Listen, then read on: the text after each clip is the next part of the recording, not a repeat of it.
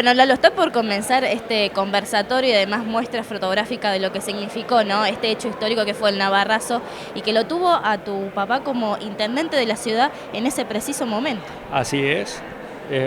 Ha sido un orgullo y un honor que me hayan invitado a participar del el conversatorio y a su vez a ver, no solo las fotos que uno las tiene, sino a ver a viejos amigos que algunos tuvimos con papá, como Cacho de Riva, como Gonzalo Otero Pizarro. Hoy Olarte Coechea no está, pero también estaba. Y si buscamos en el Partido Radical, el Luis Rodolfo Martínez, que era el presidente Bloque. Fíjate, te cuento una anécdota. En un momento a papá no lo dejaban hablar de la radio, porque la habían tomado los muchachos de la ultraderecha. Entonces salieron de acá los presidentes de Bloque del radicalismo y del justicialismo, acompañados por el diputado nacional Maún, a decirle al juez federal, que era el doctor Aliaga Moyano, que por favor no podía ser que no pudiera hablar el intendente Río Cuarto. Y bueno, ahí instruyó a la policía, lo sacaron y papá pudo ir a la radio a poder hablar. Este hecho que además tuvo implicancias aquí en nuestra ciudad, ¿no? Y que se recuerde hoy y que se rememore esta memoria que está tan activa y que sea además en este lugar. Lo más importante es que yo le decía a un periodista ayer, es que nosotros tenemos que hacer docencia. De la misma manera que vos hablas de los derechos humanos, no solo en la Argentina, sino en otros países del mundo, nosotros como ciudad, que lo vivimos al problema, y que si el intendente no hubiera sido fuerte y hubiera tenido el aval de la comunidad en su conjunto, en ese momento hubiéramos tenido un interventor. Entonces, esto hay que instruirlo como de la misma manera que uno instruye lo que fue la guerra de Malvinas, también debemos hacerle conocer a los jóvenes y especialmente en la universidad, en la carrera de ciencia política, de qué lo que pasó en ese momento. Porque el pueblo que se olvida lo que sucede, después puede pasar cualquier cosa. Y además la importancia de contar con la participación de dirigentes, de público y también de personas referentes de los derechos humanos aquí en la ciudad. Así es, eso es lo importante. Por ejemplo, el caso de Muñaini no es porque haya sido mi papá, sino porque, bueno, era un caudillo.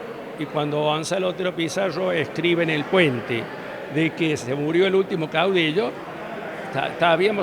fue el único intendente que murió en ejercicio, fue velado acá en el primer piso, en el Salón Blanco. Cuando salimos de la catedral, donde el obispo Blanchú dio un sermón, llegábamos al cementerio y todavía la gente iba caminando.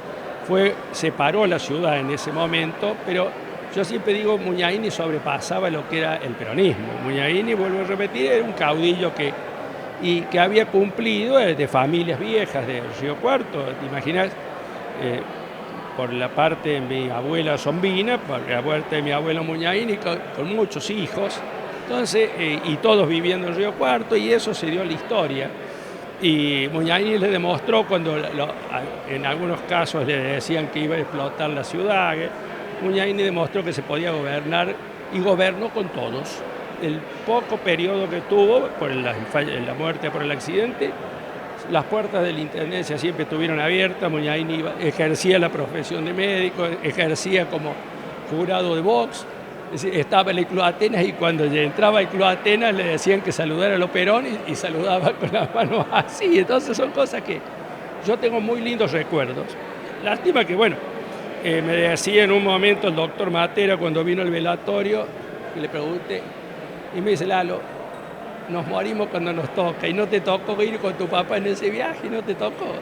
Dice, pero bueno, te queda esto. Y fíjate vos, hablando del tema, el único intendente, no vuelvo a repetir, que fue velado acá, pero que a su vez el gremio municipal, que en ese momento era gobernado por Félix Álvarez, que era un conocido dirigente radical, vinieron y le descubrieron una placa.